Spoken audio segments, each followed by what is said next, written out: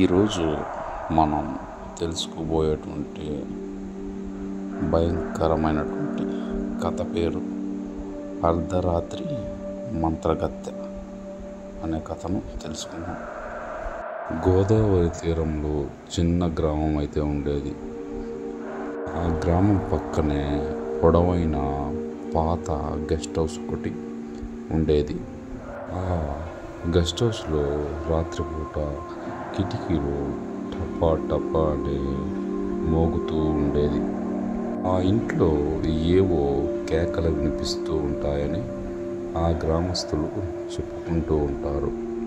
ఎవరు కూడా ఆ ఇంటి దగ్గరికి వెళ్ళటానికి భయపడుతూ ఉంటారు. అసలు విషయం ఏంటంటే, ఆ ఇంట్లో ఒక ఆడది మాంత్రిక పూజలేవో చేసేదని చెబుతూ ఉన్నారు ఆ గ్రామస్తులు. ఆ ఆడదాన్ని అందరూ, ఆ గ్రామ ప్రజలందరూ కలిసి దహనం చేశారని చెప్పుకుంటూ ఉన్నారు. అయితే ఇప్పుడు ఆ మాంత్రికురాలే ఆ ఇంట్లో ఆత్మగా తిరుగుతూ ఉందని ఆ గ్రామ ప్రజలు చెబుతున్నారు. ఈ కథని విని కూడా గ్రామంలో ఎవరు కూడా ఆ గెస్ట్ హౌస్ దగ్గరికి అయితే వెళ్ళరు. అందరూ ఆ ఇంటిని మంత్రగత్తె గూడెం అని పిలుస్తారు. అక్కడే అసలు భయం మొదలవుతుంది. ఎందుకంటే ఆ ఊర్లో ముగ్గురు యువకులు, రమేష్, సురేష్, విక్రములు, ఇవన్నీ కట్టుకథలని కొట్టిపారేస్తాయి. ఒకరోజు రాత్రి అక్కడ మనం ఉండి అసలు నిజం అనేది ఈ గ్రామస్తులకి చెప్పాలి అని అనుకుంటారు ఆ ముగ్గురు యువకులు. లాంతర్లు, కొవ్వొత్తులు, కెమెరాలు కూడా అక్కడికి వెళ్ళడానికి తీసి సిద్ధం చేసుకుంటారు. ఒకరోజు రాత్రి 11 గంటలకు ఆ ముగ్గురు కలిసి ఆ గెస్ట్ హౌస్లోకి అయితే అడుగు పెడతారు. దాని లోపల సాలిడ్ పురుగులు, పగిలిన కిటికీ అద్దాలు, దుమ్ము ధూళి కనిపిస్తాయి వారికి. ఆ ఇంట్లో ఏదో వాసన భరించలేనంత వాసన వస్తూ ఉంటుంది. ఆ లాంతరు వెలుతురు చీకటిని చీల్చుకుంటూ వెళుతుంది. వాళ్ళల్లోనూ కూడా భయం అనేది ఉంటుంది. అయితే ఎవ్వరు కూడా వెనక్కు తిరగరు. ఉన్నట్టుండి గోడ గడియారం అయితే రాత్రి 12 గంటలు మోగుతుంది. ఆ సమయంలో ఒక్కసారిగా గాలి వేగంగా వీయడం మొదలవుతుంది. తలుపులు దద్దరిల్లుతాయి. గోడల మీద నీడలు కదిలిపోతూ ఉంటాయి. మేడ మీద అయితే ఏదో లాగుతున్న శబ్దం అయితే వినిపిస్తుంది వారికి. విక్రమ్ అయితే తనతో పాటు తీసుకొచ్చినటువంటి కెమెరాను ఆన్ చేస్తాడు. అయితే ఆ స్క్రీన్ మీద ఏవో వింత గీతలు అయితే కనిపిస్తూ ఉంటాయి.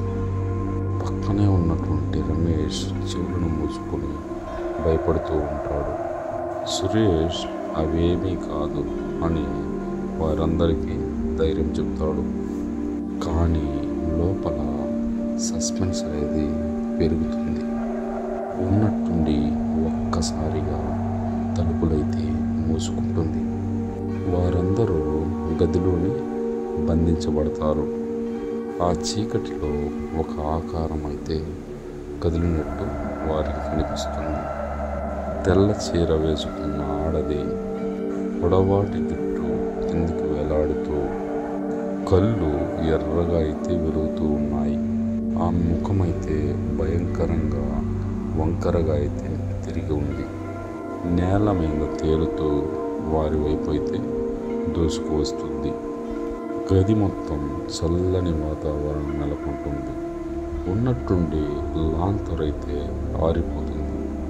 అప్పుడు ఆమె ఒక్కసారిగా గగ్గోలు పెడుతుంది. ఆ వింత శబ్దం వారి యొక్క చెవులు పగిలిపోయేంత గట్టిగా అయితే వినిపిస్తుంది. రమేష్ భయంతో అయితే కూలిపోతాడు.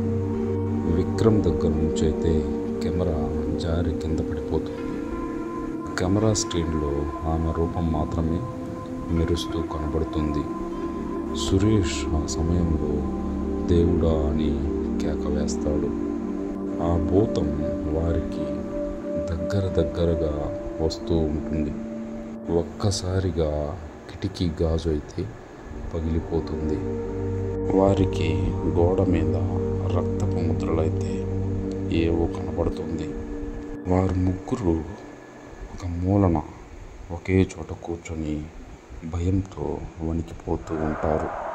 కాసేపు నుండి విక్రమ్ వెళ్ళి తలుపు తెరవడానికి ప్రయత్నిస్తాడు. అయితే ఆ తలుపు కదలలేదు. కిటికీ దగ్గరికి వెళ్తే అక్కడ కూడా గాలి దెబ్బ. రమేష్ అయితే ఇంకా స్పృహలోకి అయితే రాలేదు. సురేష్ అయితే అతడిని లేపడానికి ప్రయత్నిస్తూనే ఉన్నాడు. ఆ ఆడది ఒక్కసారిగా గాల్లోకి ఎగిరి కేక వేస్తుంది. వారి యొక్క గుండెలు ఆగిపోతాయేమో అని అనిపిస్తుంది. వారికి ఒక్కసారిగా బయట నుంచి కుక్కలు మురిగే శబ్దం అయితే వినిపిస్తుంది. ఆ శబ్దం విన్న వెంటనే ఆ దెయ్యం అయితే వెనక్కి తగ్గుతుంది. ఆ గదిలో అయితే కొంత వెలుతురు తిరిగి వస్తుంది. ఆ తలుపులు ఉన్నట్టుండి ఒక్కసారిగా తెరుచుకుంటుంది. వారు ముగ్గురు భయంతో బయటకైతే పరిగెడతారు. వారికి వెనక్కి తిరిగి చూసే ధైర్యం అయితే ఉండదు. బయట గాలి గట్టిగా వీయడం, చంద్రుడు మబ్బుల్లో దాక్కున్నట్టు అనిపించడం. అప్పుడు వారు బయటకు వచ్చిన తర్వాత ఊపిరి పీల్చుకుంటారు. రమేష్కి బయట వచ్చిన తర్వాత కొంచెం మామూలు తెలివైతే వస్తుంది. అయితే అప్పటిదాకా రమేష్ ఏం జరిగిందో అర్థం చేసుకోలేకపోతాడు. కానీ మిగతా ఇద్దరు అతడికి ఏం జరిగిందో పూర్తిగా వివరిస్తారు. అయితే అప్పటి నుండి ఆ ముగ్గురు ఆ గెస్ట్ హౌస్ దగ్గరికైతే వెళ్ళకూడదని ప్రమాణం చేస్తారు. ఆ మరుసటి రోజు ఆ ముగ్గురు కలిసి ఆ గ్రామ పెద్ద దగ్గరకైతే వెళ్తారు. వెళ్ళి ఆ రోజు రాత్రి జరిగిన కథ మొత్తం వివరిస్తారు ఆ గ్రామ పెద్దకి. వారు చెప్పేటప్పుడు ఆ గ్రామ పెద్దలు ఆశ్చర్యంతో వింటూ ఉంటారు. అయితే ఆ మంత్రగత్తె ఇంకా కూడా ఆ గెస్ట్ హౌస్లోనే ఉంది అని చెబుతారు. ఒకప్పుడు గ్రామంలో శాపం వేసిందని చెబుతారు. అందుకే ఆమెను దహనం చేసి అక్కడే ఆ గెస్ట్ హౌస్లోనే పూర్తి చేశారట. అయితే ఆమె ఆత్మ మాత్రం ఇంకా ఆ గెస్ట్ హౌస్లోనే తిరుగుతూ ఉందని ఆ ఊరి ప్రజలు ఎవ్వరు కూడా ఆ గెస్ట్ హౌస్ దగ్గరికి వెళ్ళకూడదని ఆ గ్రామ ప్రజలు హెచ్చరిస్తూ ఉంటారు. ఇవన్నీ ఆ యువకులు చాలా శ్రద్ధగా వింటూ ఉంటారు. ఆ మాటలకి రమేష్ అయితే ఎక్కువ ఇంకా భయంతో వణికిపోతూ ఉంటాడు. విక్రమ్ అయితే కెమెరాను చెక్ చేస్తాడు.